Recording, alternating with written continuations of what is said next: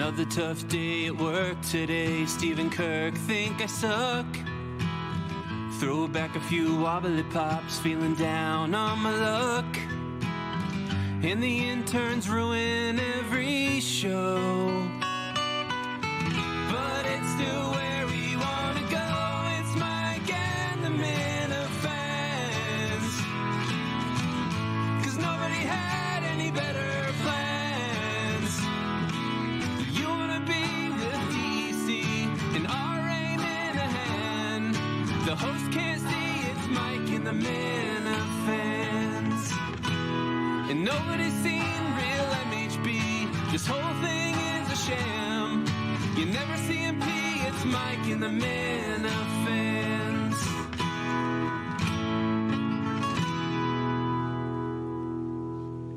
See, like, do you think Gus would be better if you sent like once a week he has like a man, not a man on the street mission, but like that kind of content? Sure, we could do that. I think he's like, I think that's where he strives, and he's coming to like the point where he's running out of ideas. He should be volunteering ideas to me. You know. Oh, like him volunteering, pitching things. Yeah, I think Gus has bad instincts though. Okay. Like like the Minifans need to tell him what to do. Yeah. What do you think of that, Gus? I mean, I don't think I have bad instincts. I do. We've like Coleman and I have talked about some things from behind the scenes. Man on the Street's one of them. Why aren't you doing it? Well, we talked about The camera. We just That's got the fair. camera. We talked about trying to go to King Richard's Fair as one of them. Definitely going to do the roller coaster stuff. I want to take Coleman to Canopy Lake Park and other. They've thrown out the How does idea it of help the show? going down Mass and Cass. Man on the street stuff is funny when it has a good point, not just like Gus in his basement, like sitting crisscross applesauce. But like if those two go and do a roller coaster ride, I wouldn't watch that one. how does it help the show? So It does. I'm not even saying specifically roller coaster rides. Whatever. I'm just saying like man on the street stuff like that can be audio that we would then I play agree on with the that. show, react to, have social clips to put out. I agree with that. That I'm fine. Yeah. I think Gus just wants to go to Canopy Lake Park. I do. Like that man on the street stuff is funny and it's clippable. Like Yes. TikTok, it's I'm perfect. fine with that. Yeah, I'm fine. That's This is my first abortion I've sat through. Yeah. We should do more abortion stuff. We used Yeah, to. that's true. I'll try. Too late for Mayo. I'll try for one tonight. Yeah, go for it. Yeah. Oh yeah. We could do that. I know she's down to get one. So. Really? Oh yeah. Let's Fucking do it. popped a couple out of there already. Let's do it. Squeezed. What are you gonna do? Hey, you got to be open about it. Absolutely. I mean- what else, Coleman? Coleman's rattled. Hey everybody. There we go. All right, everybody. Welcome to Mike and the Minifans. I will be the host today. BA is out. I'm here with a great cast. We got Kevin from Bristol. How are you, buddy?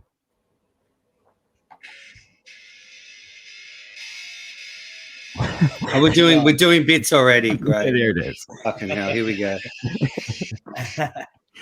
What's up, Fuss? I heard you had some toot shit going on yesterday, but you're here because John from Warren decided his kids are more important than the show. So that's that's unbelievable. Yeah, fresh off a root canal. But where's BA? Is he on like a super secret suspension or something? Yeah, I don't know. to stay sober. He makes sure he gets out to the countryside a little bit every so often just to keep the mind fresh. And we're here with my CEO, my favorite man from down under, Menners. What's up, buddy? G'day, John. Thanks for hosting tonight. I really Of course. appreciate it. Yeah, I'm happy to be here. A lot to talk about. Crazy week, 5 episodes. Just generally, what are you guys thinking about how the show is, where the show is at right now? We're getting 5 episodes a week. A lot of Gus talk. A lot of people upset about that, but I mean, I think the show is actually at one of the best spots it's ever been. Kev, how you feel about that? Yeah, if you look at the YouTube views, they're through the roof because you don't know what's going to happen next. Yeah. I mean, I definitely think that the hiring of Gus has been maybe the biggest abortion on the show, but I don't even think it's Gus's fault. And there's a camp that's pro Gus and a camp that's anti Gus, and Gus has been misused. And that's I don't know whose fault that is. But Kirk should get exactly what he wants, and he's not getting that. Yeah. But the show itself, I mean, kind of a car wreck, but I can't turn away. I've watched every fucking second and loved it. Yeah, Menners, McFuss, do you guys agree with him, or you'll feel any different? Yeah, 100%. I mean, it's been on a quote unquote golden run here in the last really month. And it's just continuing. And I mean, I don't know if the Gus era is continuing. I'm sure we'll talk about that, but yeah, I'm not sure. Menners, do you think that the people complaining about Gus, this Gus talk, are are saying the right thing, or do you disagree with them? I kind of agree with them in a sense that I think we're just going around in circles now. Like we know what Gus is. And I think Kirk said it a couple of days ago. Either he accepts who Gus is and moves on, or he fires him. And so I actually disagree with both Kevin and McFuss. I think the show had been on a golden run, but I think this is the first week where, if I'm sort of charting, it's been since the producer search, it's just been up and up and up. This is the first time I think you'd see the chart just start to come back a bit now because that's because Kirk hyper focused on Gus. And, whether he's going to tear Gus down or tear the watchers down, he doesn't care. He thrives in uncomfortability. And that's what it was uncomfortable. Doesn't bother Kirk in the least. The listeners were the watchers were uncomfortable. Gus was uncomfortable. But with Gus, you have quite literally and figuratively a fucking tool. And you can take that tool and you can put him in situations where you could do insane, embarrassing, crazy things. If Kirk or Coleman just gave him tasks, a list of things to do, do anything for the show, anything. But he's not an idea man. He never was. He needs to put in precarious situations, and he'll thrive. And that's kind of the point, and that's why I made that video to start this off with, because for almost a year or two now, I've been saying talk about your abortions. Is that why you made the video? Or well, that the theme of this is abortion. It was a very prescient video, very astute, very prophetic. Wow. I wanted to say that Gus, I think, and I've always thought this since I've really met Gus, I think he just has terrible instincts. I said it. Hot take. Thanks, fresh. Yeah, right. So we're going to do KMS again for the week? October manners, you little shit. But are we going to do it again? Are we going to spend another hour talking about Gus? Yeah, we are. We're going to spend an hour talking about Gus. Because this is on Kirk now. This is a Kirk issue. I thought he got fired today. Yeah, that fucking pussy Kirk lets him go, and then backtracks within 10 minutes. It was so embarrassing for him. Just fucking get your kahunas in your hand. Get your kahunas in your hand, Kirk, and fucking do it, And it just has to be done. Yeah. Or is it some stroke? Is it a stroke of genius that he's taking this blob of retard clay and in front of us, pulling it apart, dissecting it, covering it. People are polarized right now. People are either Kirk's an asshole, he's wrong, or they're saying, fire him like you're saying, get rid of him right away. This is terrible. But that polarizing measure between the Minifans is keeping everybody tuned in. That's for goddamn sure. But I guess, Kevin, what I'm saying is, every time Kirk does something polarizing, it's very, very entertaining. Everyone knows I love the show. This week, I felt at times it got a little boring, and the entertainment value's gone, because how many times can you see the same show? Okay, let's do this with Gus again. Kirk can choose to dissect Gus and then jump off it and get on something else, and we'll all love the ride. Yeah. It's when he just stayed there. It's like what was the Andy Kaufman? He would do a bit so long it would get uncomfortable that he wouldn't stop doing the bit. Kirk's doing that. He'll get on something and he doesn't give a fuck if you like it or dislike it. He just stays and he stays and he stays. It's like, fuck, your skin's crawling watching it, but he won't stop because it doesn't bother him. It doesn't bother him at all. He's saying he's a pussy because he didn't fire him, but who else could put someone through that ringer and just keep doing it and doing it and doing it? I'd rather be fired. Yeah, it is kind of torture. So I want to go through, basically we'll go show by show here and kind of go through the week too. That kind of gave us a general wrap up of what's going on top of mind. But I want to go through episode by episode, kind of go over it. Can I just say this though? Can I just say this? Yeah, what's up, buddy? I will say, since Coleman and Gus have taken over, there has been a zest to the show. Kirk's doing more days, more hours. I feel like people are engaged, more than they have been in a while. The listeners are engaged, the Minifans are engaged. If Gus was used correctly, I think right now we'd be saying this is some of the best stuff we've seen. Yeah. And whether you have to let Gus go or use him correctly, I don't fucking know. It's not up to me. I agree with you there. Where if Gus being used correctly, Gus being used correctly is a powerful tool, but I don't think Kirk hired somebody that he has to point the finger to and say this to. I think a self-motivator is the person that needs to be in that position because it's a content position. The only way content comes up is if a creative person thinks of it. So it's like you have to be a self-motivator in that spot too. So that's how I would. Kirk made it very clear he doesn't want to, but babysit anyone. Yes. You know, you need to be independent. You need to be able to work on your own. And just Kevin, on the Coleman Gus show and how well it's been going since they took over, I think that is a knock on Dave Cullinane, because he sort of checked out towards the end. So I think that plays into it. But I also think it's a credit to the producer search. That producer search was one of the most engaging months of content, not just in KMS history, in podcast history. And it's brought in people from all over Barstool. It has, because I can tell from the network, I've got messages from people who haven't been following the show before. So I just think now, though, we're sort of stuck in that rut. Okay. And we need to get out of it. Yeah. Well, right, even that last video. Sorry. Now, even that last video Gus did, like it just wasn't anything to do with the show. I don't even understand it. Like that singing one. What? That was brutal. I'm gonna go over the Gus and Chandler Jones, but but all right. So let's go to Monday. You're right. Chandler Jones has no connection to the show. I guess because Kirk was talking about Belichick, maybe it had something to do with it, but I don't know. Yeah. So Monday's show, Kirk comes in. He's heated from the weekend. He's telling Mike basically pick a letter because he has a bunch of topics to go over. He's heated about a bunch of things. Some being, first of all, he was sick that weekend. We had Julie on Mike and the Minifans. We had Menners. He was pissed about Juan, a lot of things. So coming into this episode, the biggest thing that I would say that we were all looking forward to was the Gus pitch. So Fussy, what are your thoughts on the Gus pitch here? And Joe, if you want to bring that up and just play it on the side while we're sitting here, you could talk over it. But Fuss Daddy, what are your thoughts on that? Well, the PowerPoint's hilarious, but I think he just should have pitched himself to be exactly like Justin used to be, like off the mic. If they needed him, he'd come back on the mic and then he'd go do the outside things when they came up, or if he thought of something. Like that should have been his, because I think that's kind of why he was hired. But then he ended up just being in so much. I think it started with Trunk. He started getting in so much. Yeah. Menners, how about you? What are your thoughts on that? I mean, it was embarrassing. It was just embarrassingly lame. I think Gus has been cut adrift. I don't think Coleman's giving him any help. I mean, we'll go through this, but I think Steve from Gloucester made the best point, and you can quote me on that because I'll never say it again. But he said all this stuff in the producer search. He said all this stuff in the producer search. So why would we think he would be any different now when he's already promised this and hasn't done it? Kev, your answer to that.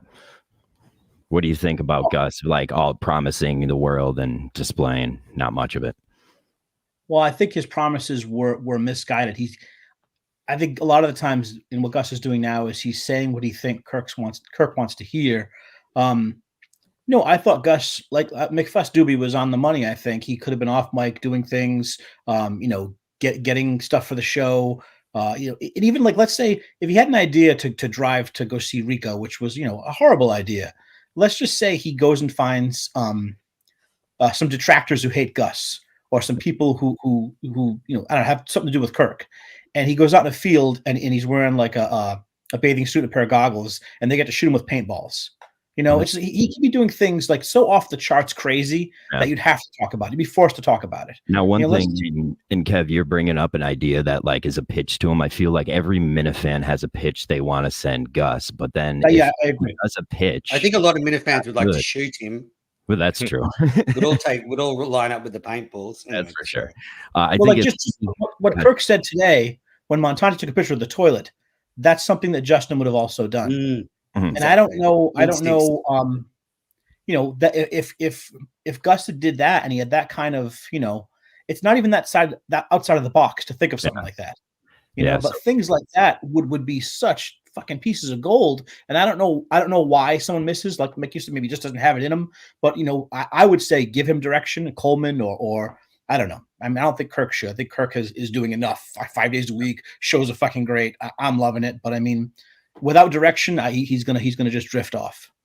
Yeah, and I don't know if he get direction. I personally thought the highlight of that show was my call. To be honest. All right, so yeah, we had the Gus pitch that I think just went shitty, it went shitty. He got talked over the whole time. Most of the ideas were kind of flat, and it just didn't go good. But Gus survives the day. Menners, you were one of the hot topics on the on Kirk's list, and it was over your tiny CEO show on the network, and you were calling Kirk a pussy. You were basically accusing Kirk of Viewgate. Basically boiling it all down to it being his fault. So what are your thoughts on your call into the show and your defense of the network? Kirk kind of got me in a pretzel because in our DMs, he said he knew the show was going to be airing on the weekend, the rundown, but then he claimed he didn't know, and it was my responsibility to know all these things. So that's when I lashed out and accused him of being bonus salad. But yeah, Kirk and I are in a great place. I can tell you he can't fire anyone. I'm doing my best, but it ain't happening. I literally said to him, "Fire me, you fucking pussy," and he didn't do it. So if he's not going to fire me, then probably Gus will be there for the next 5 years. Shit. So it was a good call. I think you did a good job on that call. I think Kirk has, you could kind of tell in his voice, has grown an appreciation as you of this for the CEO, even though we might have our new CEO on the bottom here. Yeah, I'm just part of the trio. I mean, we're the three best friends. We're just going to continue to rocket the He's network. electric, folks. He's electric. Look, you know, the greatest credit you can pay to someone like me who is a mentor is if people he's mentoring can eventually take over my position. So if that eventually happens, I'll be proud. I won't be bitter. Nothing makes the Menners tree or the Menners shrub, if you will. Absolutely. Yeah. The Menners bush. The Menners bush. I like a good bush. Yeah. Like a good bushy veg. So to wrap up Monday's episode, and we'll finish on this and then go into Tuesday with Gus going to Ryder Con. Julie out as the dotting the I's and crossing the T's person, and Juan coming out both on Mike and the Minifans, which led to Kirk being pissed. So first off, Julie, Kevin, what are your thoughts on Julie getting the axe? I like seeing anyone get fucked over. I think she is a pleaser. She wants to please Kirk. She wants to please all the Minifans. You can't do both. Kirk was right. You're either in his circle, you're in our circle. You can't have a foot in each. But she's a pleaser. She wants so bad to please Kirk. She wants so bad for the Minifans to be part of all this. And sometimes when you do that, and I've been there, you go too far. Whether it's you say too much, you do too much, or you have 6 Sudafeds and a fucking margarita, whatever it is, you go too far and you trample yourself. I feel bad for her, but at the same time, I think she'll be back. I do. Well, McFuss Daddy, being a new, I would say you were one of the first newer guys on the network when the network was starting to pick up again. Julie coming on there, I think only her second time on the network, second or third. What are your thoughts on the fact that every time, and Kevin brought it up, one of these people that's connected to the show goes on there, it's kind of held against them? Well, I mean, Kirk has said it. It's just she's just kind of spilling state secrets, like saying things that she doesn't really need to say. Like if she got on there and was just said a lot of things without really saying anything, it would have been fine. But she should be on here tonight and defend herself. I mean, she's of the world now. But, yeah. Well, I'll add this. There's a possibility, and Kirk does it to everybody. He's just fucking prodding Julie, prodding her. See what she can take. See what she can come back from. Don't fall apart and disappear. Show up. Stick up for yourself. Don't be a fucking pussy. Yeah, I think the network is the place. I think the network is the place I would have been if I was Julie today. Like I would have just came right back and went on and okay, I'm part of these people now. I'll just go with my people. But the network should be a place where people can get your opinions across. But Fuss Daddy, you did bring up a good point. Like state secrets cannot be discussed with the fans. Like that's you're actually working against the show. Then Menner's thoughts on that? Did you reveal any state secrets though on the show? I thought she was a bit cringy. She was a little bit drunk. But I'll say this though. But also, if she was a male, I don't know if Kirk would be as hard on her. I think because he's been going after Beanbag Ron just as just as hard. There was a time where people said Kirk didn't go after girls, so you can't say that. Then. He still brings up the Montante, blowing the whistle on the coffin. I mean, he doesn't, but Montante's not fazed by it. Kirk busts his balls and he rolls with punches, just like Julie should. I don't think Julie those big bombs. Those bombs. I don't think Julie had intentions of revealing state secrets. But I think, and I God only knows, but I think what Kirk hates is when people act like they're part of the show that aren't. Trust me, he hates me for it a lot. You know, it's like when that person who has nothing to do with making the show successful is like, yeah, we are doing this. We are going to do that. We're about to do this, or I have this on the table. Even if it's not a state secret, it's like, dude, shut the fuck up. You know, I don't think it's that they act like they're, part of the show. Because Kirk said the reason he's sacking her is because she's part of the show and she was revealing secrets. I think it's sort of that better than attitude that she may be exuded by accident on Mike and the Minifans. No, I think what bothers Kirk, and what bothers, I'm going to do what bothers Kirk right now. What bothers Kirk is when people speak for Kirk. When you speak for Kirk, when you think you know what Kirk's thinking and what he's going to say, and you speak for him, what he can or can't do, that's where Kirk goes fucking bonkers. You know, and I mean, once again, Julie should roll with it, stick up for herself, fucking have some fun with it. Don't take it too fucking seriously. That could be a fucking detriment to yourself. Trust me, I know these things. She should come on the network every week now and just fucking be on every show, spill every secret she knows, completely shove it. Read a tell-all book. See, that's my be good for the book club. Hold on. You guys are not going to believe this. Julie, come here. Oh my God, that would be cool though. Can you imagine? What the fuck? Went into Tuesday's episode. Gus gets the idea on. Tuesday wasn't supposed to be an episode, and Gus gets the idea to go to Ryder Con. Rico Bosco, a former friend of the show, was having Ryder Con, and he decided to drive to New York. I believe it was a 4-hour trip there. He decided. Where did he get the idea, John? So I have a little bit of blame pie. Don't worry for us. So he decides to go there. Kirk sees it, hates it. Says there's a show tomorrow. Gus immediately drives back. He's there tomorrow. McFussy, what are your thoughts on Gus taking that trip? He needs an ally. He needs a really good ally or somebody that can just like, even when he's there, he can call him and be like, hey, I'm about to drive back. Like, and then you just need to no, calm down, go back and do your stuff and then come back. Like, I don't know if he's got it right now. To speak on that, Joe, Joe, bring up that picture that I sent to you with the text messages. Menners, what are your thoughts on now? This is the guy who did the drone footage, right? So on the left, he's texted Gus, said he could help him out with some content, blah, blah, blah. He got nothing back from him. I texted Gus saying, hey, if you want, I have an idea. You know, this is that idea thing. Nothing back. Okay, thanks, Axe. You could take that down. Menners, what are your thoughts on Gus? I don't think if Ms. Fuss Daddy said he needs an ally, if he had an ally, would it actually benefit the show? Because apparently he just doesn't listen. Or maybe he does and just ignores.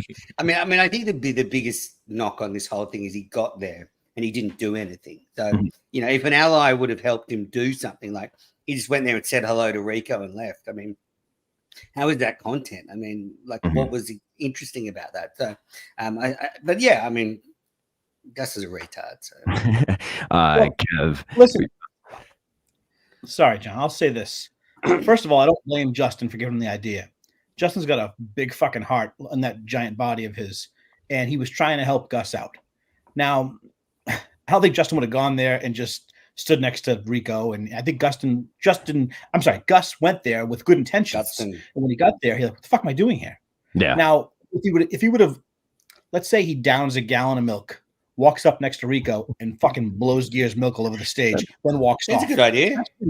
That's holy shit, what just happened? Now here's the shitty thing, Kev, though. It's the fact that here's the problem of even what I did, texting Gus an idea, the fact it's got to be his brain thinking. You have to have that creative spirit in your head. Now, I think Gus got there with an idea. It was already bad. It didn't go good when we saw the video of Rico.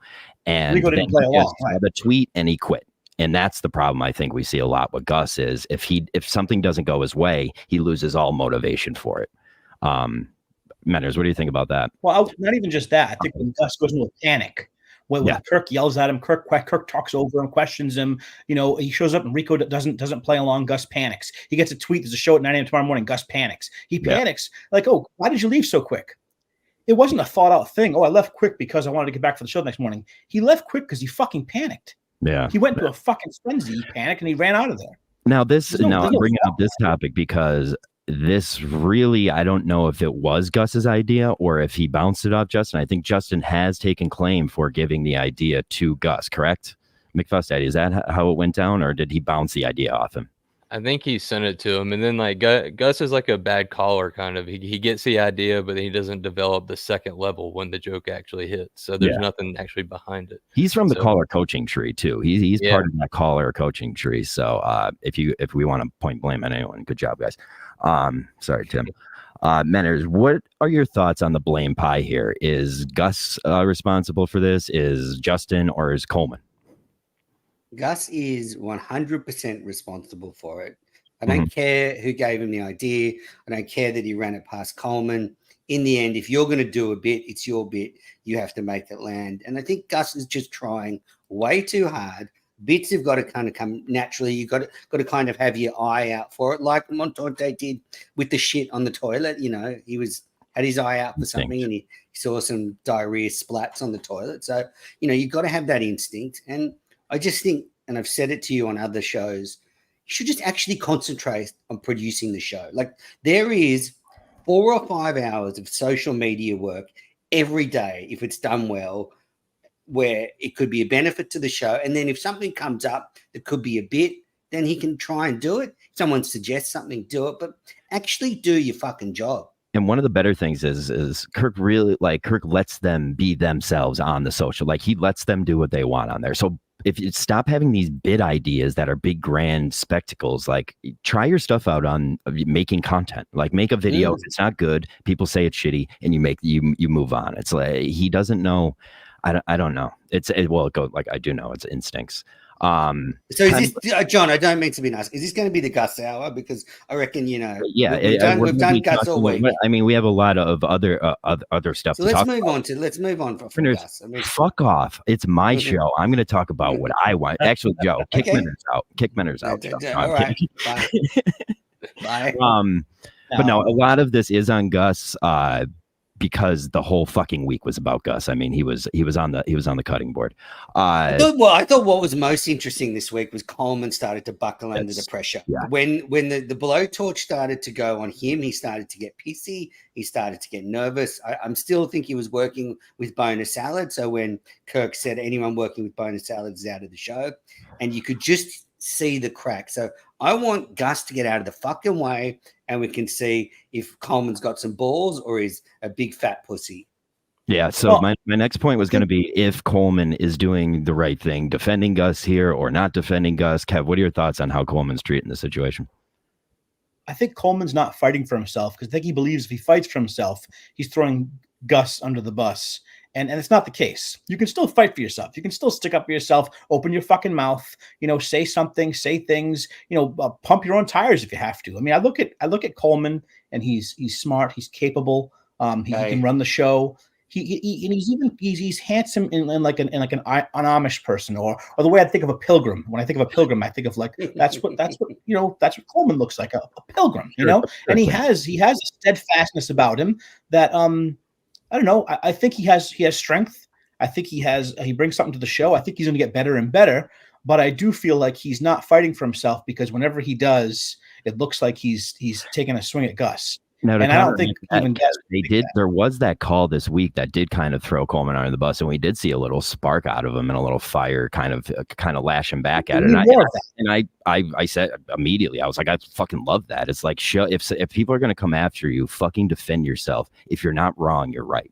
So it's like, do what you think is best. And I think he did a good job there. We have to remember he's a 22-year-old boy, so it's like this is his first fucking shot at everything. So I think he's doing pretty well, kind of sustaining this onslaught that he's getting. Fuss, your thoughts on how Coleman's doing? First of all, I said a handsome pilgrim. Go on. Puritan. I think he's definitely getting better. Like you said, that was part of what I liked about Steve, was he just kind of hated everybody except for Kirk and sometimes Mike. And so it was nice to hear him stand up for himself. But I know when I heard that he gave Gus some of his money from that bonus, that kind of changed my perception, because honestly, kind of he was just thought he was kind of a douchebag, but I was like, that's a good guy move. Okay, so, I wanted to bring that up, but he's still a sweetheart.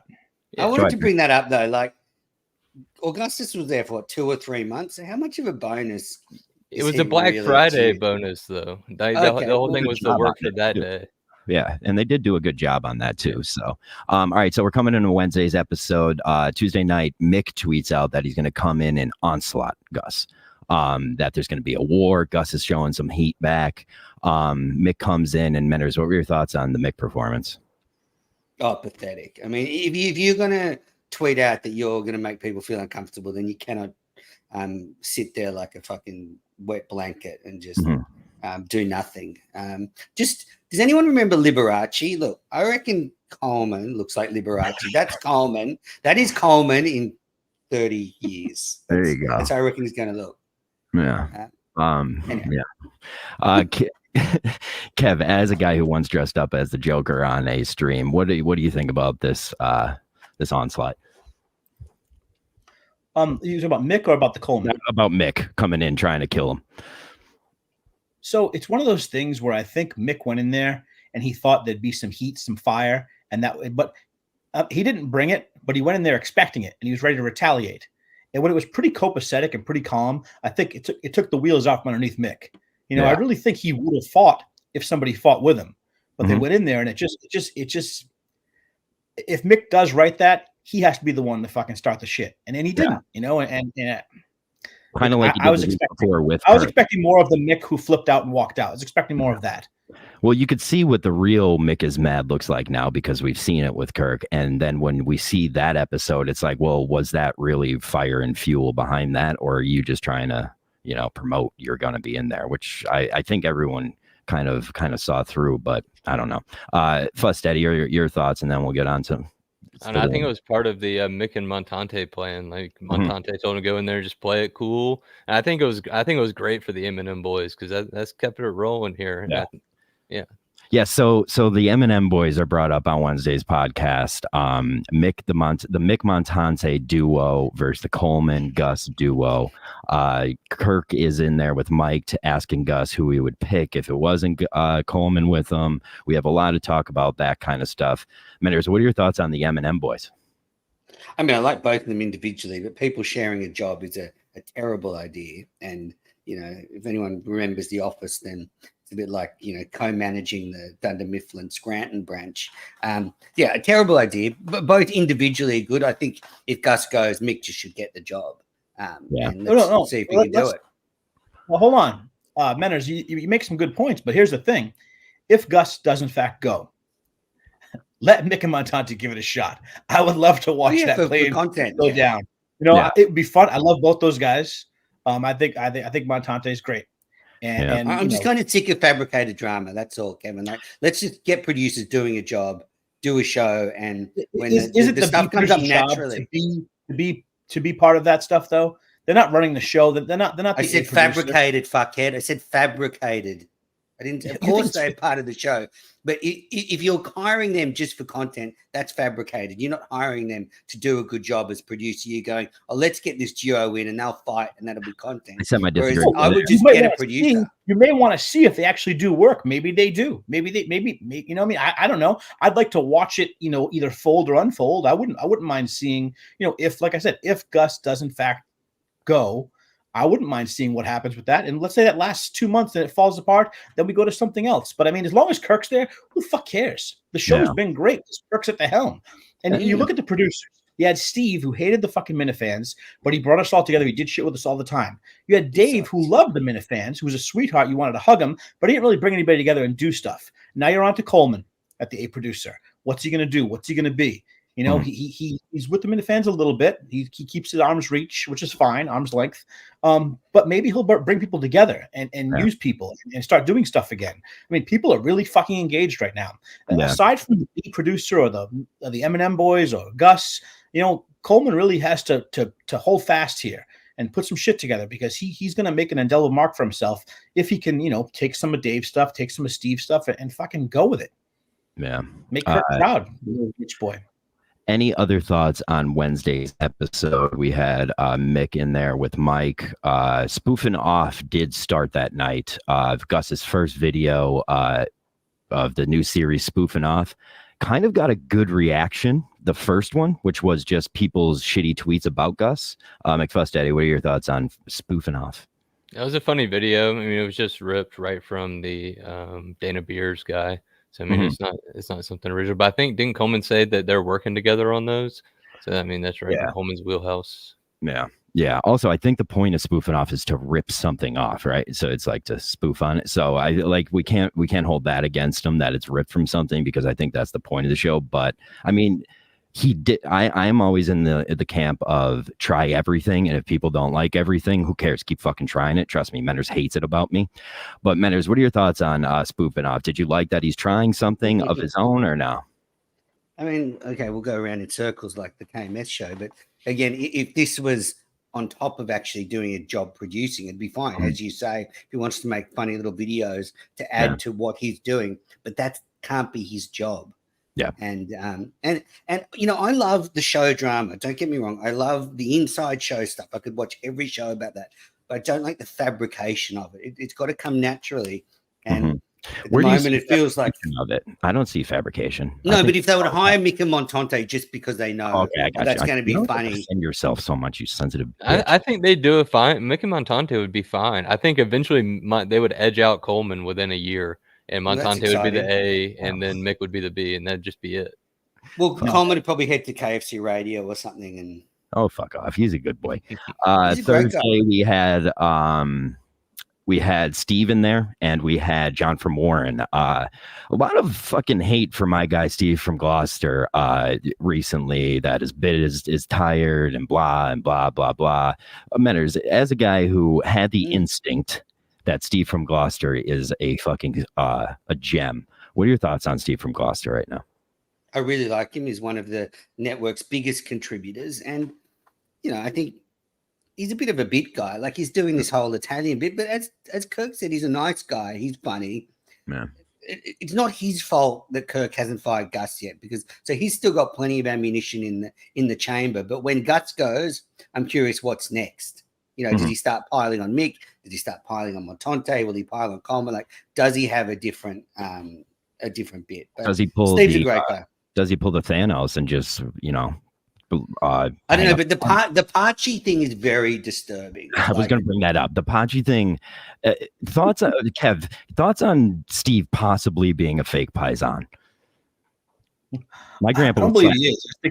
I just think he's a dumb Italian, which, you know, I'm in that group. I get it, you know. But I look at it like this: Kirk hates guys who are on. Steve's on. Rico's always on. Well, Montante not happy with me. Montante, I can tell you, he just sent me a message. He'll be fine. I look at this with Steve from Gloucester. I look at it like he's a character. I think the network needs characters. I think it's a good thing. You know, you don't want. I mean, I understand you want guys who can just kind of skate their lane. Guys on the show can just kind of go with it. It's fine. But you also need guys who are fucking a little bit out there, a little wacky. Yeah, you know, I agree with you there. I said, like, people are calling him a bit and blah blah blah. It's like. That's exactly what we wanted out of him. We wanted a Minifan character, and he came and fucking delivered. And he's in the, and what is that? It's a bit. He's on. That's who he is. What do you guys think? He DM'd the show to start talking about him? It's like, no, it's like Steve is something we all find fucking funny. And that bit doesn't run out, because I think even if it is like a little played on, it is him. These are his thoughts. He always wanted Gus fired. He thought he did a bad job. When does that end when Gus gets fired? No, I'm sure he'll have another thought. The Jon Stewart method is like, there's 1,000 thoughts in that guy's head. I think his fire is running on Gus being there. I'm not sure what he'll have after, but he also gets in studio, and he's not as hard on Gus, which it's hard to be hard on to someone who's a nice guy to their face. Yeah. You know, I mean, Steve is what he is. I enjoy it. I think it's fucking funny. I think it's, you know, I mean, I think Kirk handles him very well. You know, it's all on how you bounce off of Kirk, and you know, Kirk steers him in the right direction, handles him well. When Kirk stops playing along, you're done. You fuck. You suck. You know what I mean? When he doesn't play along with you, you know about that, Kevin. I mean, these things better. So we had John from Warren, a guy I did the emergency show with last week. Met him that day. He's a great guy. John from Warren. He's a nice guy. He came in the show. A lot of kind of pushback against John, but then Kirk today said that he's that third, I consider it the fourth chair person. Manners, what are your thoughts on how John from Warren did? Oh, John from Warren did very well. I thought, Mhm. you know, he had a bit of material. I mean, he wasn't like some electric, you know, star who'll, you know, be signed by Barstool and off to the races. But I think get him back in there. He clearly loves the show. He's going to jump on the network. And, you know, I mean, as I said, when you think about the other people that they get in there, it's, you know, it's pretty average talent He's go in supposed to there. be here tonight, but his kids are crying. Oh, sorry, John, your kids are crying. Let him fucking cry. The Ferberman. Yeah. He should be here. Yeah. But anyway, I like John from Warren. I do think he played it safe, which maybe is the right thing to do. If you try to say too much, Don't be nervous, Kevin. Yeah, he's not a former, you know, star actor like you. I mean, this would be a big spot for him. You know, plucked from obscurity onto. Thank you. Well, you once weren't, as you know, it pains to tell us all when you get it with you for more than 5 minutes. Do you want to tell us the story when you kissed Jennifer Grey again?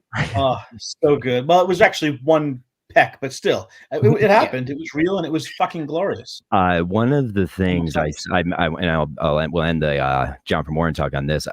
One of the biggest proponents in the comments that was bringing this up was Mick, saying he was boring, he wasn't talking right off the bat, he was fighting a war against John from Warren. I think Mick just has war in his heart, and he just wants to fight something right now. So I'm hoping Mick's doing okay out there.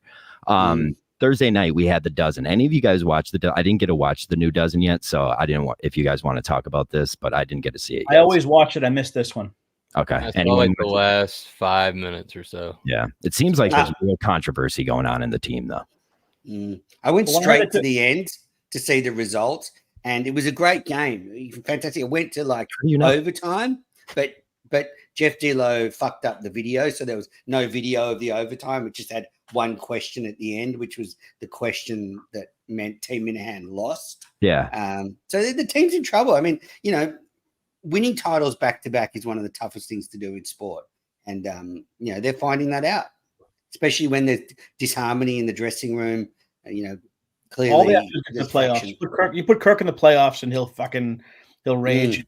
Someone will shout the answer out again. I record Celtics games, but if I hear that they lost the game, I don't want to even watch it. Yeah. So when I heard that Kirk lost, it deflated me. I was like, I can't watch.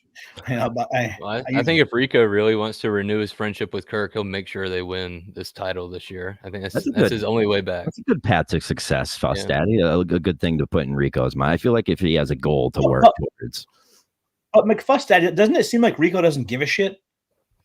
I mean, he likes to win. He's a competitive guy. He's not going to. No, I mean about winning Kirk's good graces back. He's a ghost.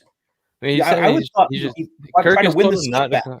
I don't know. Kirk has told him not to call in. I mean, his calls do sometimes just cut in, but I think he's just staying away so he doesn't just get destroyed. I mean, Eddie, you know, he was one in my Mount Rushmore of callers. I loved the Rico call. I love the fact that it's like a barstool guy who hears something on the show, even if he doesn't have a bit planned out for it, is like, I'm going to call in and try it. Fuck it. I'm going to bounce it off the wall. If Kirk doesn't like it, I'll do that. I laugh.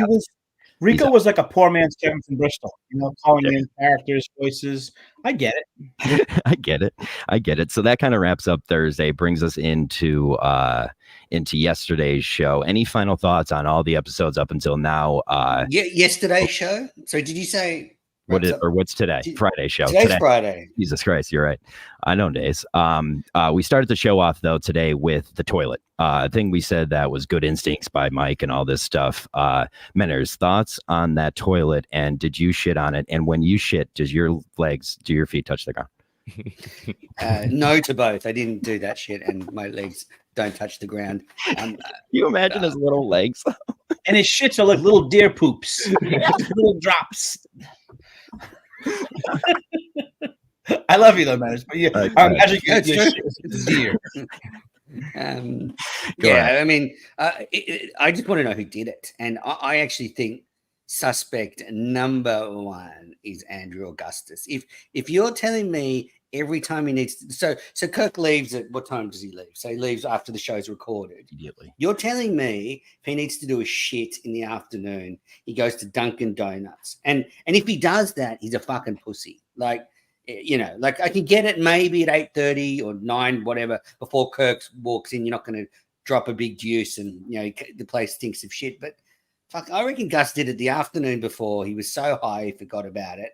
And it's him or Mick or Dava. Mick or Dava. The way It was Minifans mentioned on the show. like It's not going to be as it won't be as fun or as funny or exciting. But a friend of mine is a FedEx driver. FedEx and UPS drivers, whenever they drop packages off in offices, they shit their brains out because they can't go all day. There's always delivery They guys would have in that. heard them. Yeah, they would have heard that. Yeah.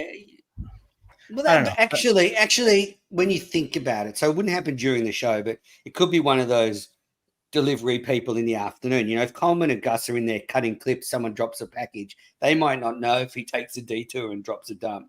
But Or church goer. You know, those church people are full of shit. Yeah, or the landlady who hasn't got a rent. She's like, haven't got my rent. I'm going to put shit all over the sheet. Fucking seat. Fuck you. I'm going to listen now. Sheet. That was my next topic here. Apparently, let me say this. Go ahead. I don't. Well, the rent hasn't gone through yet. It'll get paid, but from what I gleaned, I want to say this.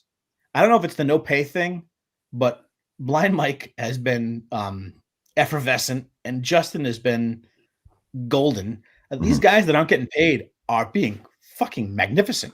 Is it just me, or does it seem like they're in a groove?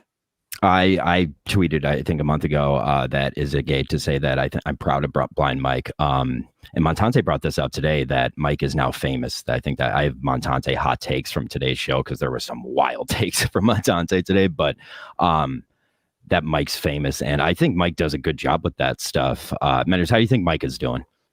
I think he's starting to get known in the comedy world because of his show. So I think famous is a bit of a stretch. But certainly he's finding his niche. And, you know, a great man, myself, once suggested to him many years ago that should be his focus, you know, concentrate on becoming the comedy expert. And it's happening. Experts are stretched too, but he's certainly getting well known for that content.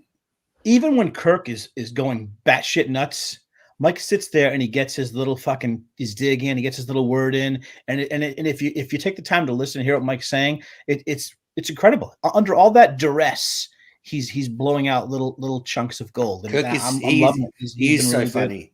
Good. Mike and Kirk together are so funny. Even the Gus stuff, it just makes everything better. But I do think, and I said it on Tiny CEO to start the year, that I actually think it's not that Mike's drifting away from the show, but now they're doing 4 shows a week and he's only there for 2 of them. I feel his influence is lessened. Mm-hmm. But you could hear Kirk starting to get a little upset with him when he was defending Gus the other episode. And I think Kirk predicted a little riff is going to happen. So I don't know. That might happen sooner than later. I hope not, though. I mean, I love Mike. Yeah, I mean, just to end the stuff with Mike, I think, and Justin, I think that doing a great job away from the show type deal that Kev's talking about here. So when you're hired by the show, Mike always brings this up. It's like you constantly have this looming cloud over you. It's like, what am I doing for the show? What am I doing for the show? And I think that second that Mike got that time to sit back and breathe, it let him kind of spread his wings, kind of a thing. I hate this sentence. I'm done with it. Yeah, it was really gay. Yeah, it was so gay. So Montante hot takes. First one, Roseanne is hot. Thoughts? Jesus. I think he's kind of right. I think.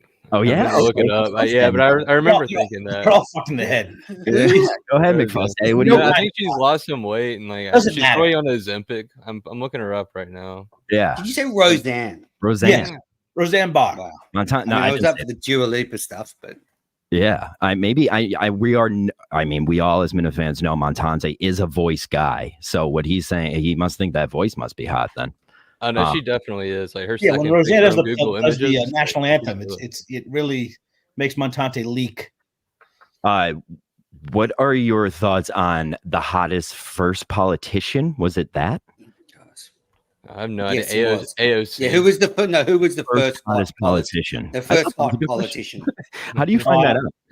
I think that Bobert girl is tremendous. Giving hand jobs in theaters, she's awesome. I would marry her. Was brought up too. Big bombs. AOC. It's got to be AOC. Yeah. Managed you guys. I mean, there's a lot of hot people. I don't know any hot politicians. Women talking politics is a turn off. I should just stick to Montante. Can we do our hottest open your legs? Can we do everyone's takes on the hottest women in the world? No, you could say who you think's the hottest. Go ahead, Kev. No. I'm going to hold myself in check. I want to hear what you guys have. Okay, Fuss. Who do you think's hottest?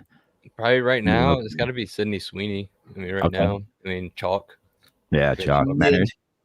I mean, I'll go into bat for my girl Margot Robbie. She looked stunning at the Golden Globes, and obviously fellow Australian. And everyone knows I'm a Dua Lipa fan. I mean, she is fucking. Yeah. I thought he said Julie. I mean, I don't get me wrong. I like Julie, but yeah. What about you, Kev? It's like I like brunettes. I have a type. Like a girl like Alison Brie seems attainable for me. I like a girl who'll be in a movie. Like you said, Sydney Sweeney, not afraid to show her bombs. I respect that about an actress. Alison Brie, same thing. And I feel like if I met her, we would hit it off. And, it's like stuff like that. Jennifer Lawrence. I've seen you sniffing another Alison's crotch at live events, Kevin. Oh, she's wonderful. No, I've never sniffed her crotch. No, she's. You did because I saw it. Because I saw it. Jennifer Lawrence with their hacked pictures. Like any girl that can be a movie star, and there's pictures of her with like a bag of seed on her face, and she's still cool about it. I'll ask you this, and this is Joe the Axe. Joe the Axe is up there. There you go. This is Montante's last hot take. Kev, do you think that Marge Simpson or Lois Griffin are hot? Because he wants to fuck cartoons. I'll say this: many years ago, I was living in a fraternity house. They had a video, and it was Teen Titans porn. Awesome. And let me tell you something. It was amazing. I mean, I had a hard time walking away from that. I was like, what are you watching? Yeah.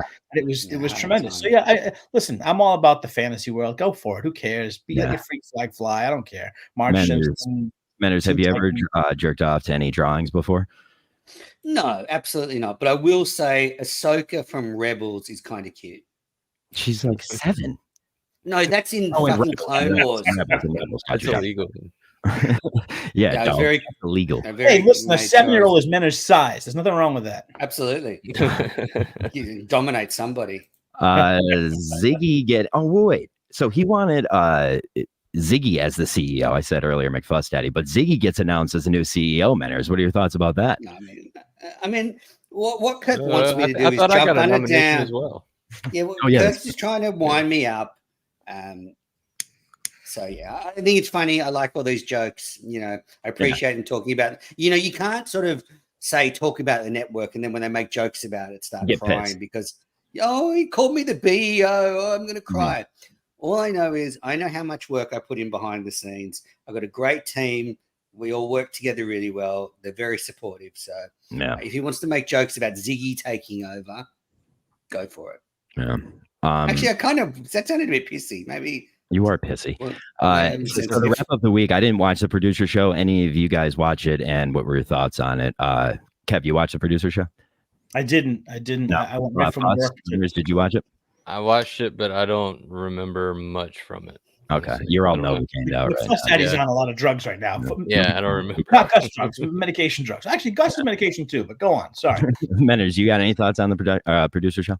No, but I thought, speak back to Kirk's comments about the network, I thought him criticizing Ron for being in his car during Mount Kirkmore was a little bit unfair because, Beanbag Ron is a working man. Like he's your example to Gus.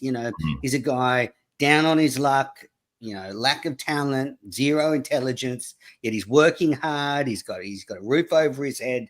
It's a clean house. It's actually livable. So, just want to say, I don't think there's anything wrong with Ron jumping off from his car. Just shows, his commitment to the network and his job. So I would wrap up the week there, but if Manners didn't want to talk about Gus, but Gus did get fired on Friday. Was it a real firing? Was it a fake firing or not enough real firing? Manners, what are your thoughts on Gus getting fired? Because I want to make you talk about Gus again. Go. I was captivated. I was watching this stream live and I was like, yes, he's actually done it. But then, within 20 minutes, he's sort of backtracked completely. He baby tweets it in there too. He's like, and I just think it's not going to work anymore. It was funny. I did watch the producer show the first sort of 10, 15 minutes. I missed the end because I didn't have time. But Gus did seem to feel like he was fired. Like he was talking like a man that thought, okay, the writing's on the wall. But I mean, Kirk just cannot expect Gus to quit. I mean, it is, Gus, Kirk's job is to fire him. It's just as bad as what Gus is doing now is just as bad as what Kirk's doing. Sorry, they're both just as bad because Kirk's not doing his job. Just say it. And if he doesn't want to say it on air, send him a message. We're all set. I thought it was pretty clear. Kirk, Gus being a blindly loyal guy and saying he won't, that's actually kind of dangerous for the show. And I think it is leading to that thing you hate about it, Menners, where it's like, all right, this is getting to be a tired bit. And it's conjugate. Like, that's what I think is dangerous about that. I won't leave while like there's honor in that. I don't like that tactic at all. Kev, what are your thoughts? Why, John, why should Gus leave? Like, he's the one trying in his mind, he's the one trying his best. He's still turning up every day. So it's up to Kirk to say, no, I don't want you. Pack up your stuff. I'm going to sort out severance, whatever. Like, why does Gus have to take upon Kirk's responsibilities? Well, I mean, like, but what we're saying right now is Kirk did say he's fired, and he's kind of still saying I won't leave. So now you're just like, but Kirk didn't go through with it. He could have been explicit and said, Gus, today's your last show. Next week, Justin's going to be in. And he did. He did say that. He told him he could keep coming in. He told him he could keep coming in, and he's not going to get paid. So it's like, but then he also said, he's not going to quit either. So. I don't know. I just would have been explicit about it. Like, does anyone know in the chat, if you think if he's fired, like put in there if you think he was genuinely fired and won't be there on Monday. Kev, what is that job so he can make his fantasy football team? People said Kirk clarified he was fired, but I feel like when Kirk was flipping out, it almost didn't seem real. Then today, like out of nowhere, out of the calmness, where Kirk just said, this isn't working, you're done here. That's when my blood went cold. I was like, wow, he's really laying this down. And Gus, whether it's a strength or a weakness, is basically unfazed by it. And I think you have to tell him you're gone, get out, don't come back, or you allow him to try and get some direction and give him a little more time. I mean, it hasn't been all that long. I don't know, what you'd give someone for time to try to figure shit out. But like Kirk said, he doesn't think Gus has it. I think, given the right instruction, he could do some funny stuff. But man, I feel like Kirk's either going to fire him or he's just going to move past it and just keep going with the show. And I don't know what the better is, but I'll keep fucking watching. What do you think that Gus? Do you think that this alternating week? Do you think that this is my last thing about this alternating week thing would be any type of effective? I don't think that's a good idea. I don't know why they're not for Gus. Not for Gus. I mean, it would be no different. We'll just get lots of Gus. Menners, shut up. Listen. All right, last thought on the week, and then I want to go into the network stuff when we won't talk about Gus. Overtime. Any last thoughts on the week, Mick Daddy? No, I think you did a good job covering it all. Good job, John. Thanks, buddy. Do you think it was too much Gus stuff, or there's a lot of Gus stuff here? Yeah, I mean, almost like it was what it was about. Yeah, you did a good job. Yeah, thanks. Fuck you, Menners. Network is doing fucking fantastic, buddy. Views are up. You're starting to see a lot of people coming to you with show ideas. People are seeing the clout in it, so they want shows now, which is a good thing. We want that. So, Menners, what's your statement on the network right now? I mean, go and watch Tiny CEO from yesterday. I need to promote yourself. A full statement about the network, but feeling really great. I mean, the network's going really good. Saturday night, Mount Kirkmore is brilliant with McFuss Daddy, Kirk and Jeff. So yeah, really happy with it. The rundown's back. The fucking losers, the rundown. I mean, those couple of cunts, honestly, those fucking pricks. That is one thing people brought up are the rundown guys, the new divas of the network. Now that they're working directly through Kirk, blah, blah, blah. Are they kind of going higher on your list of divas, Menners? No, absolutely. But we've sorted it out that they obviously went to put the show up as a bit of a fuck you to me last week, and it worked. But also people bought views, so that it really put the network in jeopardy. But yeah, they're back. I'm communicating with Ziggy now. Happy to put the show up. I know the The crowd loves it. The Minifans love it. So done it. Yeah, I mean, even a fuck you to you, Manners, is good content. You'll agree with that. Absolutely. Yeah. I mean, whatever. Any new shows that wasn't a couple new shows this week that popped up, but any other good ideas that you have coming in? I know I've heard on the show a lot, like DMs and stuff, people coming with good ideas. Any new original ideas coming in or no?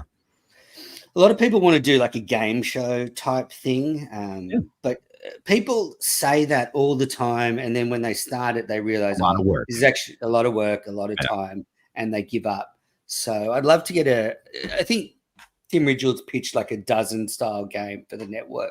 Yeah, we'll see. I'm holding Tim Ridgewood still wears the box before. Yeah, what's in the box? What's in the box? We need that. That's basically a game show, though, so that would be good. You know, anything other than that? Did the worst Minifan thing happen yet? What's that? Did the worst Minifan is that happening this weekend? Tomorrow night. Yeah. So that was my next topic: is Kirk and Jeff coming on Mount Kirkmore McFuss, Daddy. What do we have something good to look forward to, or what?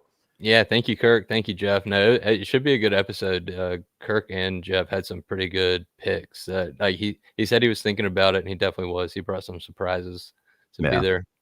Yeah. Manners, are you happy where like the show, the network is getting these Barstool people to come on, getting Kirk to be so involved with it? Are you happy with that? Are you looking kind of like maybe this will hurt us in the end? He's only been on twice. I mean, this will be the second time. I'm talking about the whole thing. Kirk going on shows again, talking about the network, getting Jeff D. Lowe in there, talking about Mutt not coming on. Is that good for the network, or what do you think? So run me through how it's bad in your mind. Because it can turn like this when Kirk says so. But in what sense? Like the fans will turn on you too. All these new views coming in will leave the second he says. So if Kirk were to say, stop watching the Kirk Minahan network, fans will stop. Yeah. Yeah, I'd agree with that. So I don't see how those questions are related, but I love we've had, I mean, this week we've had that huge star Chris Clemmer on. Let me ask. We've got Jeff D. Lowe tomorrow night. Last Sunday night we had Chris Castellani. I mean, this is I mean, Jesus, it's going off. Three of the biggest names in showbiz. Yeah, three. That's true. Kev, go ahead. I want to ask you guys this: do you feel like and I'm going to correlate this to Howard Stern, where when Kirk first started on the network, everybody hated him at Barstool. He was the bad boy. He didn't really get along with anybody. He fought with everybody, and he would pick everyone to pieces. And now, all of a sudden, it's becoming a love fest. People love Kirk. People think Kirk's great. He's smart. He's funny. And he is, but he was ours first. Yeah. Do you think it's like Howard Stern, where he used to make fun of Hollywood, and now he's hobnobbing, going to parties? Well, not going to parties, hanging out with Jimmy Kimmel. He won't make fun of anybody anymore. Do you think there's some of that happening? Do you think Kirk is becoming, the Barstool Golden Boy? Is it a bad thing or a good thing? I'll answer this with, I think it's to the point where they still look at Kirk like the principal at Barstool. Like they fear him like the mighty hand of Kirk at Barstool still. I don't think that's changed one bit. And since day one, I've been a guy chanting that there should be more Barstool and interweaving between that kind of stuff. So I can't say that it would be a bad thing legally. I would be, Manners, what do you think? No, not at all. I mean, it's a very good thing because Kirk will, he'll be nice to the people he likes for Barstool and then shit on all the idiots Kirk's always the same. It's interesting though. I do think there is that fear factor that you said, John, that there are some people at Barstool that just want to keep him on side so that they get fucking roasted. Yeah. He's still the guy that like the guys who don't know Kirk but have heard of him, they just immediately say, oh, I hate Kirk Minahan. There was a video of it. One guy was like, they asked this one guy and he's like, no, I hate that dude. And he didn't even know who Kirk was. So I think like that fear and hate is still there for Kirk, which I think he has kind of made his whole life. So I ran into some. That's good. I ran into someone at work. I ran into someone at work and he clearly watched Surviving Barstool. And I'd never spoken about any of this with him. And he just came up to me and whispered, I hear you're a Minifan. And then he said, Kirk's a very angry man, isn't he? And I said, you should listen to his show. So I think the fact that he's actually doing more of these Barstool shows, he's bringing people to KMS. Yeah, that's good. It seems like he's also enjoying himself, which, I think, I feel like at EEI, I'm not sure if he enjoyed himself for quite a long time, and now here he is at Barstool. He still has it. He still has his fastball, and all of a sudden people are appreciating him. And the ones that don't, he still has the power to cast them down. So yeah, I think it's a good thing. I think it's going in a great direction. There you go. Any last thoughts on the network, Menners? Anything else coming up? Well, no, Mick said Castellani is coming to Beyond Average podcast this week, so that'll be up on the network. And for those people that said I was terrible in that spot last Sunday, you are 100% right. I wanted to fucking fight with someone. I wanted to fight with Bonus Salad, and instead Castellani turned up, who had 0 ideas or 0 content. Yeah. But anyway. One thing that was brought up in Menners, this kind of affects you directly, is this boner salad thing. What were your, and I'll start with Kev, what are your thoughts on this boner salad thing, kind of as a third party to the whole thing? Like when a character like that gets brought up and you see how much like he's DMing the show and how much all that kind of stuff is happening. What are your thoughts on boner salad? And how long will it have legs? Is it already dead? And then of course, when somebody pulls the curtain on it, does it take all the heat off of it and take all the power away from it?